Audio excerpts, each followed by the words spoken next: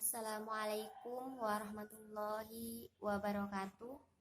Perkenalkan, nama saya Iis Masuratul Hasanah, NIM E 2019-1002 dari kelas Perbankan Syariah 1. Saya di sini akan memberikan tanggapan mengenai video yang dibuat oleh Bapak Dr. Abdul Wadud Nafis, LCMI, yang berjudul Konsep Dasar Ekonomi. Nah, mengapa kita begitu penting mempelajari ekonomi Islam ini? Karena yang kita ketahui itu ekonomi Islam memiliki dua aliran. Yang diantaranya itu ada kapitalis, ada sosialis, dan di antara tengah-tengah keduanya itu ada campuran. Di mana campuran itu ekonominya itu antara kapitalis dan sosialis, berarti berada di tengah-tengahnya kayak gitu. Di ekonomi Islam ini kita akan mempelajari letak perbedaan antara ekonomi Islam, kapitalis dan juga sosialis, dan kita juga akan mengetahui arti ekonomi Islam itu apa dan bagaimana prinsip dalam ekonomi Islam itu sendiri, terus karakteristik yang bisa disebut itu ekonomi Islam kayak gitu. Di konsep dasar ekonomi Islam ini dipelajari secara rinci kayak gitu. Jadi untuk yang pertama itu kita sebelum memasuki tentang ekonomi Islam itu apa, dan kita harus mengetahui terlebih dahulu arti dari ilmu ekonomi. Ilmu ekonomi itu adalah ilmu yang membahas tentang perilaku manusia atau tata cara manusia dalam memenuhi kebutuhannya kayak gitu. Jadi maksudnya itu apa? Bagaimana manusia itu bagaimana cara manusia itu memenuhi kebutuhannya, yang mana kebutuhan itu yang sangat dibutuhkan gitu. Bagaimana cara manusia memuaskan kebutuhannya itu. Jadi seperti itu. Nah, untuk kebutuhan ekonomi manusia ini terdapat banyak kebutuhan. Di antaranya itu ada kebutuhan primer, ada kebutuhan sekunder kayak gitu. Dan juga di dalam ekonomi itu ada perilaku konsumen, teori produksi kayak gitu kan. Terus juga ada teori pemasaran, permintaan dan penawaran, dan lain sebagainya. Di situ banyak tentang apa saja yang dipelajari dalam ekonomi Islam kayak gitu, yang lebih rinci gitu. Tapi saya di sini hanya menjelaskan terkait pengertian dari ekonomi Islam, letak perbedaan, ada karakteristik dan juga prinsip. Saya tidak menjelaskan lebih lanjut tentang adanya perilaku konsumen, teori produksi, tidak menjelaskan seperti itu. Untuk yang selanjutnya itu ekonomi Islam, pengertian dari ekonomi Islam. Ekonomi Islam itu adalah sebuah cabang ilmu yang membahas tentang perilaku manusia atau tingkah laku manusia dalam memenuhi kebutuhannya atau memuaskannya untuk mencapai kebahagiaan, untuk mencapai falah, untuk mencapai kebahagiaan gitu. Terus juga ditambah lagi itu berdasarkan prinsip Al-Quran, Sunnah, Al-Ijma, dan Qiyas. Jadi harus berdasarkan prinsip itu. Contohnya nih ya, makan itu kita tidak boleh berlebihan. Jadi kalau kita itu makan itu berlebihan itu dinamakan boros kayak gitu. Jadi makan itu sewajarnya saja.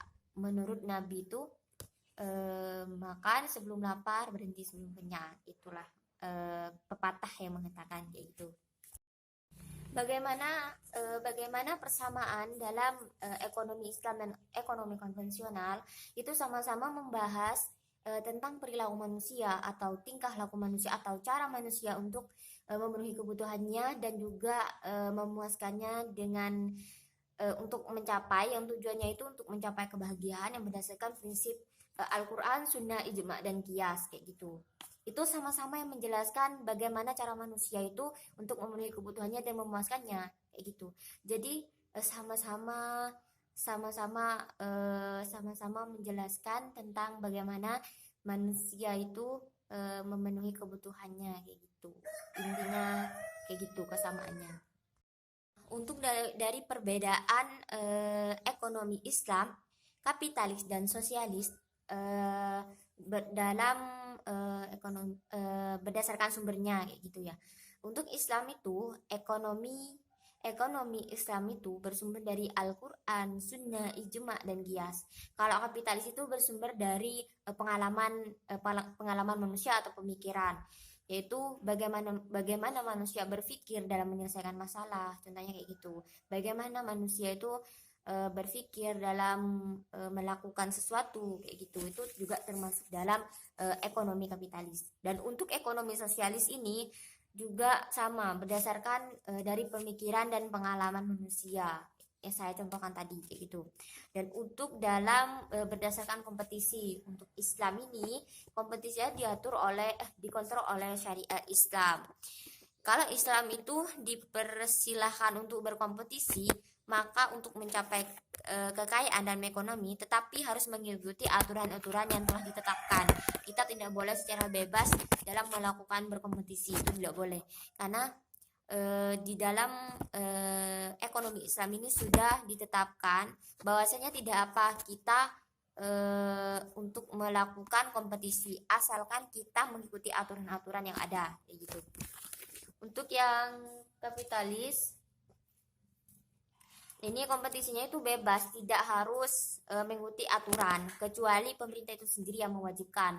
Kalau pemerintah itu mewajibkan untuk kita berkompetisi, maka itu sudah menjadi kewajiban. Tapi di kapitalis ini kompetisi itu bebas, tidak ada aturan-aturan lagi gitu. Terserah pada diri kita. Untuk yang sosialis ini tidak ada yang namanya berkompetisi, karena semuanya itu diatur oleh pemerintah pusat, karena semuanya itu diatur oleh negara kayak gitu. Dan juga sampai apa yang diproduksi oleh pemerintah itu diproduksi oleh masyarakat itu sudah diatur oleh pemerintah pusat kayak gitu. Dan untuk pengakuan kepemilikan Islam itu dalam Islam baik individu maupun umum, tapi sifatnya itu nisbi, semuanya itu milik Allah. Contoh, semisal buku ini ya, buku ini secara nisbi milik saya, tapi hakikatnya ini milik Allah. Jadi saya itu tidak boleh semena-mena dalam melakukan ini, tidak boleh merusaknya juga, karena ini hakikatnya milik Allah, tapi secara nisbi ini milik saya kayak gitu. Dan untuk yang kapitalis dan sosialis ini, untuk yang kapitalis individu itu bebas, mau diapakan saja terserah, mau dibuang, mau dibakar juga tidak apa-apa, itu sudah menjadi hak milik kita. Dan untuk sosialis ini, kalau milik umum itu misalnya kalau kita melihat fasilitas milik umum kayak seperti milik negara atau enggak kamar mandi umum gitu, itu udah milik bersama. Jadi kita itu tidak boleh merusaknya, tidak boleh semena-mena untuk mengubah atau merenovasi atau memperbaiki apa yang kita mau gitu. Itu nggak boleh, itu harus menurut kesepakatan bersama. Nah, untuk yang Islam, kesejahteraan ini dan ekonomi Islam ini harus mencangkup beberapa hal, yaitu jasmani, rohani, dan akal. Di mana jasmani ini kita harus mempunyai beberapa kayak semacam rumah yang mewah kayak gitu. Kita itu di dalam ini kesejahteraan itu rumah yang mewah kayak gitu. Untuk rohani ini makan makanan yang halal kayak gitu. Dan untuk akal ini bagaimana kita membuat akal kita itu menjadi akal yang sehat kayak gitu. Dan untuk yang sosialis ini sama dengan kapitalis yang tadi itu. Kapitalis kesejahteraan itu jasmani belaka, hanya jasmani belaka kayak gitu. Untuk yang kapitalis ini kesejahteraan itu jasmani belaka, contohnya kendaraan yang mewah, makan makanan yang terpenuhi, atau pakaian yang mewah, atau sepatu mewah atau sendal mewah, itu juga termasuk dari kesejahteraan jasmani belaka gitu. Itu yang sosialis ini sama dengan kapitalis, hanya jasmani belaka saja kayak gitu. Untuk yang selanjutnya itu mekanisme pasar dalam ekonomi Islam. Nah, untuk mekanisme pasar dalam ekonomi Islam ini harga itu apa kata masyarakat, tapi semuanya itu harus berdasarkan maslahah gitu. Boleh mengambil keuntungan, tapi kita tidak boleh merugikan orang lain. Kayak gitu, intinya kayak gitu. Untuk yang kapitalis itu mekanisme pasar dibiarkan berjalan sendiri, tidak ada yang mengatur. Jadi kita yang sendiri yang mengatur gitu. gitu. Untuk yang sosialis ini tidak ada yang namanya mekanisme pasar di situ, karena semuanya itu diatur oleh pemerintah, semuanya itu diatur oleh pemerintah pusat, semuanya itu diatur oleh negara gitu. Dan untuk sumber hukum ekonomi Islam ini ada Al-Quran, ada Sunnah, ada Al-Ijma, ada Al-Qiyas kayak gitu. Semuanya itu berdasarkan kayak gitu. Semuanya itu berdasarkan Al-Quran, Sunnah, Ijma, Qiyas. Apa-apa yang berasal dari apa-apa yang mengandung ekonomi Islam itu pasti berasal dari Al-Quran, atau enggak Al-Quran itu As-Sunnah, atau enggak berasal dari Al-Ijma, atau enggak berasal dari Al-Qiyas.